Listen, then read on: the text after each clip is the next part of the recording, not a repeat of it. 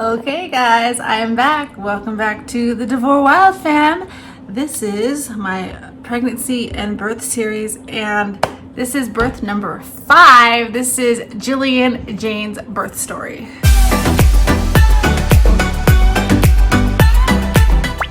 So it's Friday, and my husband brought me a little Friday treat. He brought me home a Starbucks. I think he was out trying to Valentine's Day shop for me. Because I'm like, that's from Target. And he's like, no, it's not. How do you know that's from Target? Because I know. We usually just get each other a card and a box of chocolates or just something very small. Okay. So I tried to microwave it and it exploded. All right. Okay, I only got a few minutes before Kennedy gets home, so let's do this. So I left off with Wesley. Okay, now I was breastfeeding him, like I said, and I got on the pill that was safe for breastfeeding, which means it was about 70% effective. But I quit breastfeeding him, but I was still taking that pill. Adam, my husband, was talking about getting a vasectomy during that time, but he never made the appointment. And the doctor recommended, because it's only 70% effective, to use other means of birth control, like condoms and such. Well, we did not. We didn't. There's no excuse. We didn't. The doctors advised me I shouldn't have any more. It was harder to get Wesley out. I should stop. She wanted me to actually get my tubes tied, but I didn't because Adam was gonna have a vasectomy. I don't know why I didn't want to get my tubes tied since I was already opened up on the table, but I just didn't. I think maybe in my heart I knew God had other plans for me. And I think in Adam's heart maybe he knew that too, because like I said, just we were not careful during that time. And Wesley was only a few months old, 4 or 5 months old, 5 months old, when I got my famous pregnancy symptoms. Okay, by this time, so now I've got a 3-year-old, almost 4-year-old, a 3-year-old, an almost 2-year-old, and then Wesley was just, a baby. So had 4 in diapers at that time. For a little while I had 4 in diapers because Allie was still in pull-ups at nighttime. Insane. I wish I knew about cloth diapers. There wasn't YouTube where it just came out. There wasn't a whole lot of information out there. Facebook wasn't even that popular. I didn't know. So I didn't know about cloth diapers and all that good stuff. So I spent a lot of money on diapering my kids. And also after Wesley, I did not lose any weight. So I just remember waking up one day and she was the only one of my kids where I got some morning sickness. I just remember waking up feeling really nauseous and I thought I had the flu because I just felt achy and nauseous. And then it kind of went away, and then I remember taking a shower that morning and the hot water hitting my face and going, oh my gosh. What does that mean? And then a couple days later, those butterfly feelings. So by this time, I'm like an expert, right? Oh, we're talking about Jillian's birth story. So by this time, I'm an expert. So I went to the drugstore and got a few pregnancy tests. And I waited till the next morning to take it with that first pee. And it was positive right away. No, I take it back. I took it with the first pee and it wasn't positive right away. In fact, it did nothing. And I was like, okay, it's broken. I was like, whatever. And I threw it in the trash can. Can you get the cat down from there? Okay, so nothing happened. There was no negative sign, it just wasn't working. And I was okay, I'll just take another one later. It was probably defective. Threw it away, went on with my day, taking care of 5 kids. So a couple days passed and I just hadn't taken the test, but I was like, okay, I kind of still had a feeling that I was. And I went to take the bathroom trash out and the pregnancy test was there. And I don't know what made me take it back out of the trash and look, but it was positive. I don't know what had happened, or maybe I just didn't wait long enough. Maybe I was so used to it coming out positive right away. And I was like, So I didn't even wait till the next morning. I took another test and that one came out positive right away. And then I took another one. I think I took like 5 tests with Jillian because I don't know. I just was like in shock, I think. And after the 3rd time I took a test, I did tell Adam, like, look, you know, I'm taking 3 tests. I'm pregnant. And he was like, he knew. He's like, yeah, we weren't we weren't careful. And his major concern and my family's concern and his family's concern was, I gonna be okay? Was the baby gonna be okay? Because now we're looking at 5 C-sections. And then I took the last test, or the last 2 tests a couple of days after. He didn't need them. He wasn't in denial. I wasn't in denial, but I don't know why. I just needed to keep seeing those positives. And finally I made an appointment with the doctor that delivered Tiffany and Wesley. Went in and she was like, why are you here? I was like, I think I'm pregnant. I took all these tests, they're positive. And she was like, oh my gosh, girl. She's like, I told you shouldn't have any more kids. It's not safe. And I was like, I know, but this is what it is. And she's like, okay. She's like, let's get you a blood test. And of course it came back positive. And she was like, you need to be careful. Like, I didn't get any of the placentia previa with Jillian. Again, with Wesley, I didn't have like food aversions or really bad food cravings. It was just, I wanted junk food again. I always wanted junk food. Taco Bell was like a big thing. Taco Bell, McDonald's. And we didn't get it a lot because we didn't really have the money to eat out like that. So I just remember wanting like onion rings and french fries, bean burritos, that kind of crap. So she did not put me on bed rest, but she did advise me to just take it as easy as I could, which she knew was impossible with all my kids. But I was excited. I was like, okay, this is our last kid. We're not having any more. It's an even 6. We're all good. With Wesley's ultrasound, Adam was working, so my friend came with me when we found out he was a boy. And then Adam came with me for Jillian's. And I was certain that I was going to have another boy. And he's like, no, it'll be a girl, because it's going to be girl, boy, girl, boy, girl, boy, girl. He's like, so the next one has to be a girl. And he was right. She was a girl. And her name, now, I still liked the name Samantha, but Adam he just didn't like it. So I never got to use Samantha. I don't know why he doesn't like it. He just was like, it was never like, oh yeah, you know, that fits. And so I'd always liked the name Jillian because you didn't really hear that name. I mean, besides the fitness guru, you didn't really hear that name a lot. And I was obsessed with the show Criminal Minds. And one of the characters in that show, if you watch it, is JJ, the blonde. And I thought that is such a cute name. So the idea came to me that we would name her Jillian Jane and call her JJ for short. And I'm like, that is so cute. And Adam really liked it. So that is how Jillian got her name. Of course, after she was born, I never called her JJ, ever. She became Jilly. We barely even, she'll write Jillian on her papers, but like at home and family members, she's Jilly Bean. We always call her Jilly Bean. That was just my little Jilly Bean. She never did become a JJ, but she is Jillian Jane, which is a beautiful name, I think. That's how she got her name.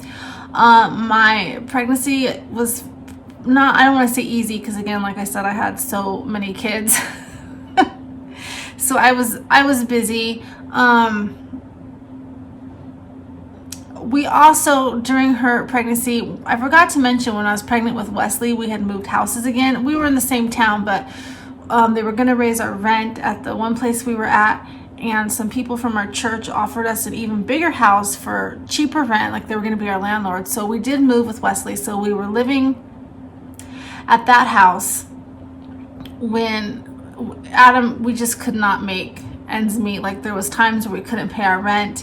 And the landlord was like, okay, you know, don't worry about it. Like, just consider it like Christmas gift, like things like that. The money was just getting tight. Like, it was just really hard because he was making like $10 an hour. And we had food stamps, but we couldn't get the full amount because he, you know, was working. And I couldn't really work. I had to put them all in daycare because I didn't even have... Allie was in kindergarten at the time that when I was pregnant with Jillian, and Parker was in preschool for like 2 hours a day. It was just, there's no way I could have worked with that many babies. And plus, oh, and that's another thing my doctor didn't want, because I remember toying with the idea, because you could get like government assistance to help pay for daycare. But I remember my doctor, because I'd had so many cesareans, not want, she's like, you do not need to be on your feet all day, because you need to be sitting down as much as you can. And the jobs that I was qualified for was daycare or waitressing. Didn't really have much like office experience or anything like that where I would be able to sit down. So things just got really hard. And my sister, because he had lost his truck, I've talked about that on previous videos, like where his truck got repoed and all this crap. So my sister and brother-in-law were like, you know, they were thinking about adding on to their house to make it bigger. She's like, why don't you guys move in with us till you get on your feet, and Adam can get a job, try to get on with the electricians union, which is what her husband does. He's an electrician.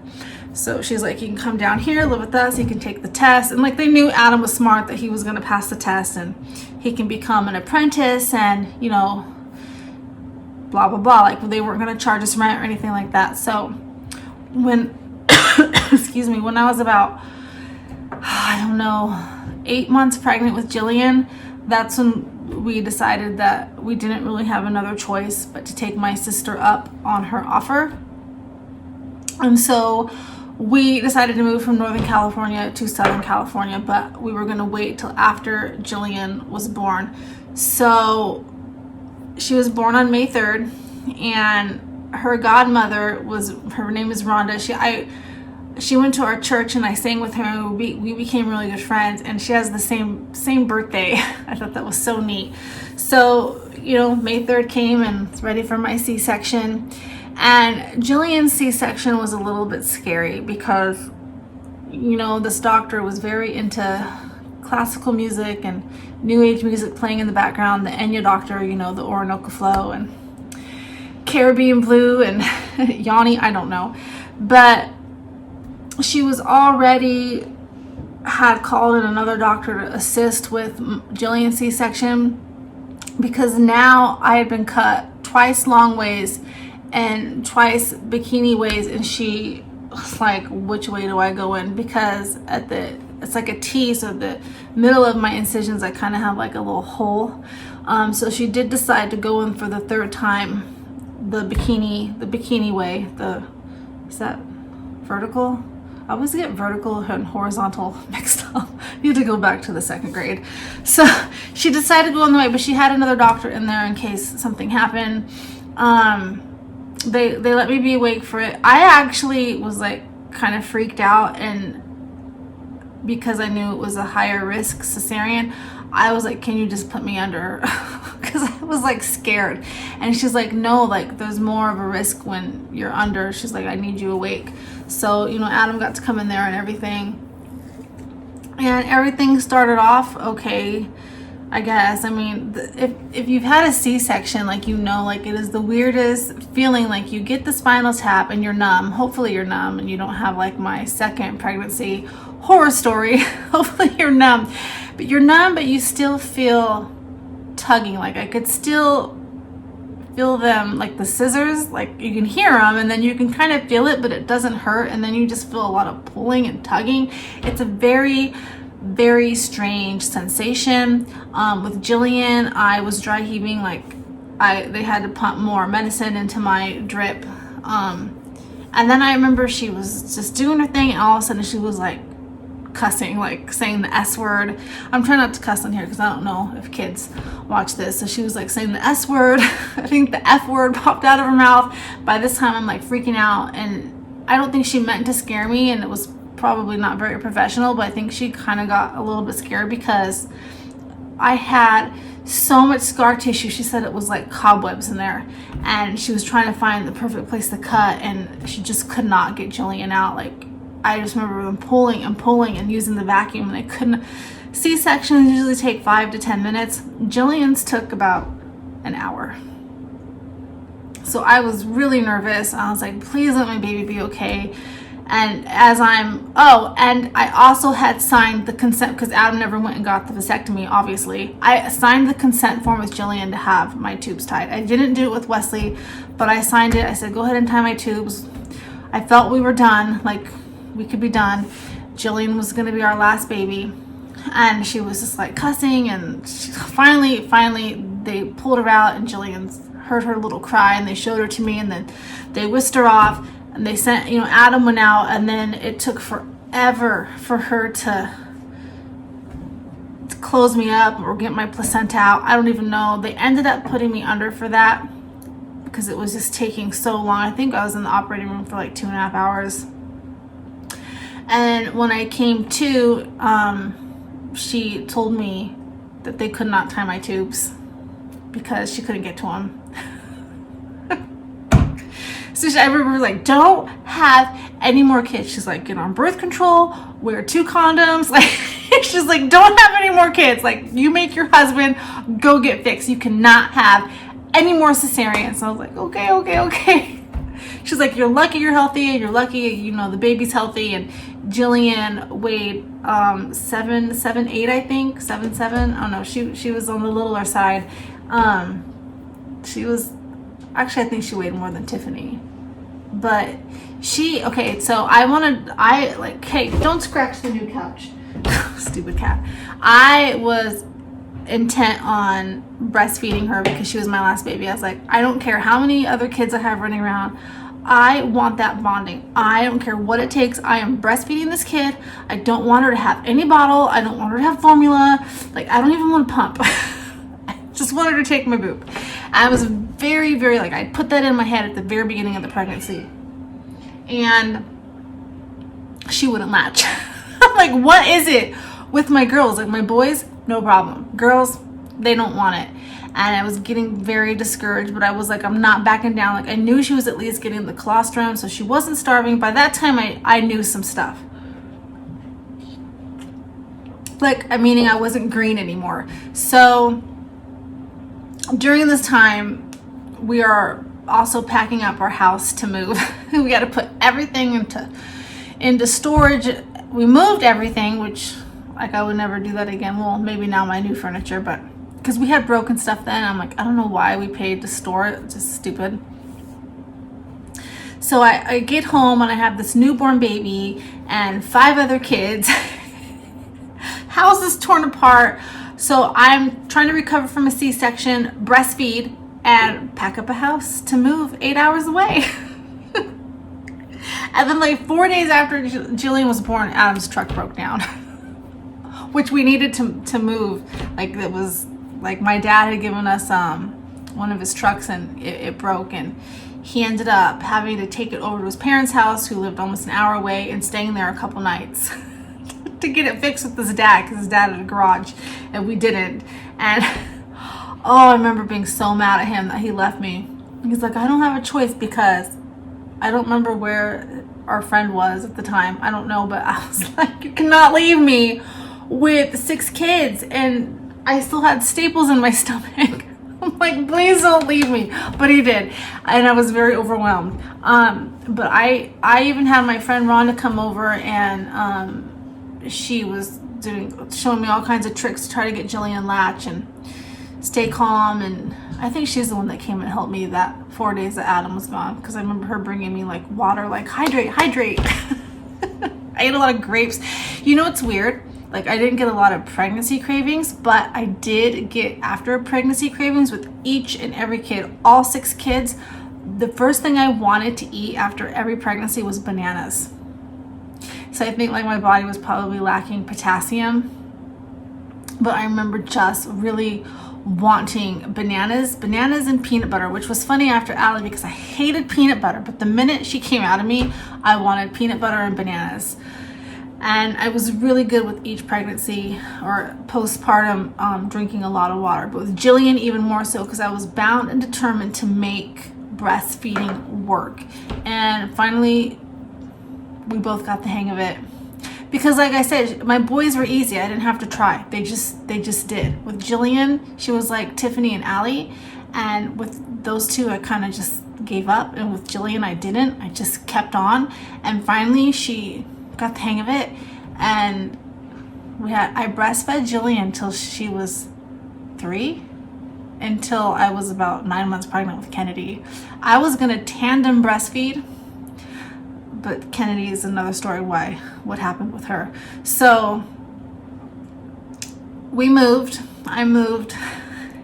Somehow with all of this, we got the house packed, and his friend drove. We had a big truck and then a little U-Haul attached to his truck, and we moved, and he drove the big truck with some of the kids. I think my in-laws had their car with some of our kids. They followed us out there, and then I rode with our friend Dre and Jillian in the back seat, and we had to pull over a lot because she was only like 3 weeks old, so we had to pull over a lot because I had to breastfeed her and change her diaper and change the other kids' diapers. I think that 8-hour trip probably took us like 20 hours. I don't know.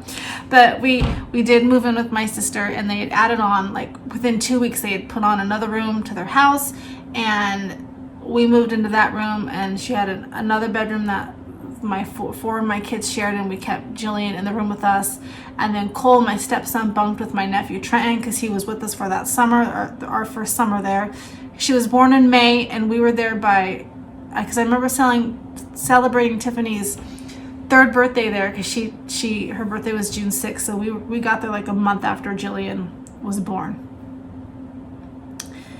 And that's that's Jillian's birth story. I mean, and she, like, once she figured out breastfeeding, like for 3 years, she would not take a bottle. Like, I remember trying to pump a couple of times, and she would not take the bottle.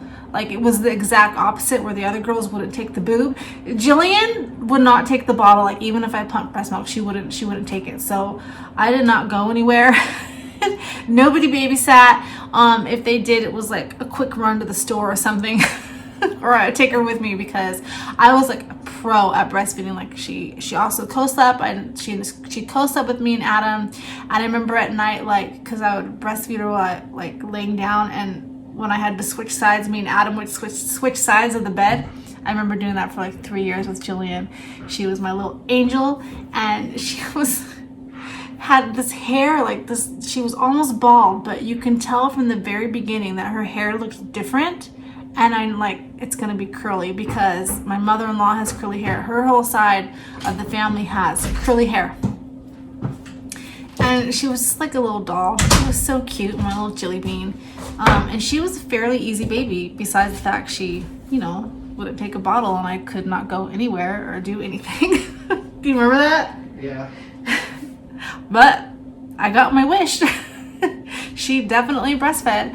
And she was also the baby that, like, the other kids, like, because I'm not saying they weren't healthy, because formula does not hurt kids, but my other kids did have more like runny noses and things like that, where Jillian barely got sick. Her only issues were when she got a little bit older, she wouldn't poop on the potty. Like, okay, but that is not a pregnancy story. She did have some crazy blowouts. I remember when she was about 2 months old, we finally bought a new car seat, because it had been, through so many kids. It was like time for a new infant car seat. And I just bought it, and we went to, where did we go? In-N-Out. We were meeting some of my brother-in-law's family at In-N-Out, and on the way there, Jillian like had an explosion all over her new car seat. And I was like, what? Just bought this. But yeah. That is Jillian's birth story, so we were not careful, but she was definitely meant to be here. My little curly haired girl, you've all seen her. She is now 9. She'll be 10 in May. Be the double digits here soon. She is definitely out of all my kids, a mama's girl. I would say next in line is Allie. But out of all 6 kids, like, Jillian has a hard time if I am not with her. Tiffany, and actually Wesley's a mama's girl too. Wesley, he's kind of like Kennedy. It depends. Kennedy really goes back and forth between being a daddy's girl and a mom's girl. It just depends on her mood. Tiffany's always been a daddy's girl. Like, she would just light up when Adam would walk through the door from work. Kennedy's the same way. And Wesley, I want to say he's a mom's girl, but maybe he's not. It's on his terms. Like, he really, for a while we actually thought he was autistic. Like, I was gonna get him tested because he just didn't like to make eye contact, and he wasn't very affectionate. Like, he didn't really like to be held. And he was really delayed in like speech and stuff, but we found out that he couldn't hear.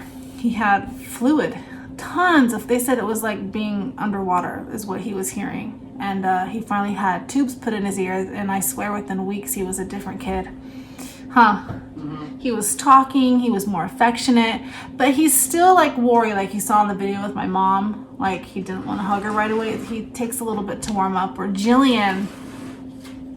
probably Jillian and Kennedy are my most loving kids. They love to be held, hugged, read to, sang to, all that good stuff. So, all right. I will be doing Kennedy's birth story tomorrow. I might even do it today. It's hard to do vlogs like this when all the kids are home because it'll be Saturday. So maybe I'll wake up really early and do Kennedy's birth story, because hers probably isn't going to take as long as Allie's, because there was a lot of stuff involved in her pregnancy and birth. So that's Jillian Jane's birth story, my little curly haired girl. I hope you guys enjoyed this. Make sure you guys leave me some comments. Let me know about some of your birth and pregnancy stories. I linked our P.O. box if you want to send us a letter. We will try to write you back.